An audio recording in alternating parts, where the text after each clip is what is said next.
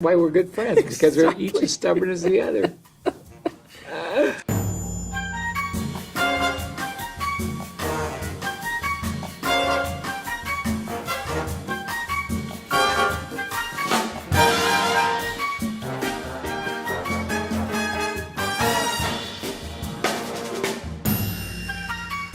Global Access Bars Day is a group of idiots who get together and try to eliminate the thoughts, feelings, and emotions that carry us all from the insanity of what is occurring into the possibility of what could be. And for me, that's what I ask for every day: more sanity, more possibility, and more awareness on the planet.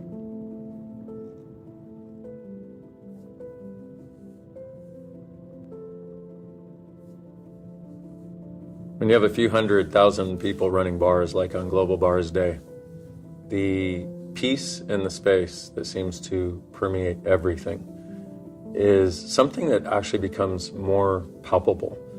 It seems to override the cacophony of shouting and intense energy that pervades our planet. And the relative insanity. And the relative or unrelative insanity of the That doesn't mean your relatives are insane. It also doesn't mean they are not. That's true. Yes. But the peace in the space actually becomes more present. You know, what I've noticed over the years is, as this has gone on, as we've done more of these Global Bars Days, it gets bigger every time. And it's more palpable and more present in some way that I can't even describe, but it's there.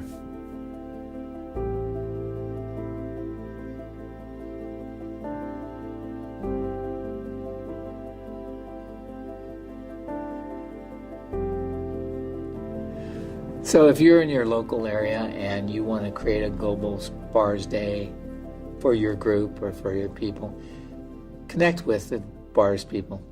Connect with people like Emily Russell, and she'll help you in any way she can to figure out how to do this in a way that works for you. Make sure that you do have, like water, sugar, salt available, because people need that when they get their bars run.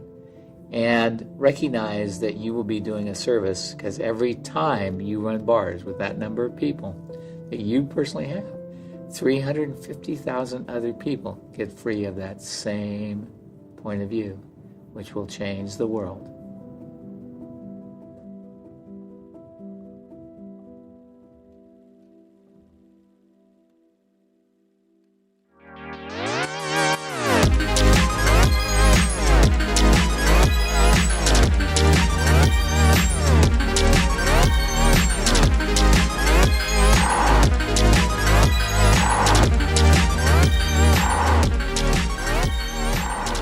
Hey everybody, I am here with one of my favorite people in the world who is a shining example of being you in so many different ways. And this is Shannon O'Hara, and she does Access Consciousness. She also does something amazing called Talk to the Entities. And if you're going to do something like Talk to the Entities, you got to be you, right? It's funny. I figured out I was weird after I became successful with Talk to the Entities. Good thing. It's actually not true. Before I started too, I didn't want to be, a freak. I didn't want to be seen as actually a freak. That was my biggest issue, that if I was me, if I admitted that I could hear spirits, that I would be judged and persecuted as a freak. And that was like, I had to make a really big choice. Am I willing to be me, even though I feel that I'm going to be rejected by the world if I be me? Fortunately, being me won. Fortunately, being me always wins. I love that. That should be our slogan. Being you always wins. I think we've got a new, we're just going to cut that out right there. And it's true, too. True story.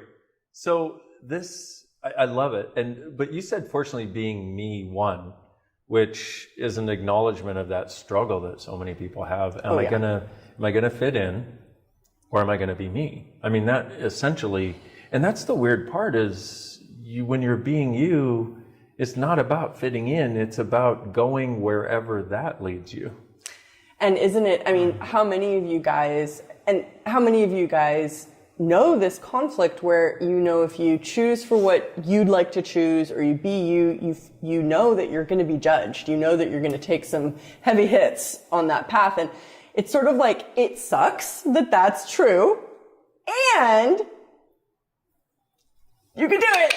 You know, Being you always wins. you know, being you ultimately always wins, but there is that real like choice and challenge. You know, what was that for you?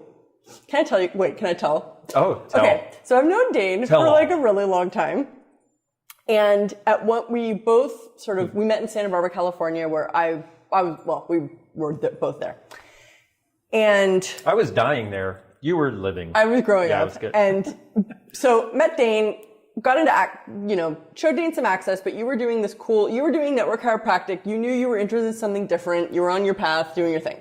Anyways, fast forward. We go to this psychic fair to do like booths. Like I was doing an access booth with bars and you were doing like, I don't even know what you were doing, what you do. Yeah, I was doing what I do. I was letting my freak flag fly. So this was this psychic fair that's at some like school gymnasium, you know, and you've got all the crystal vendors over there and the psychics over there. And Dane gets front and center on the stage.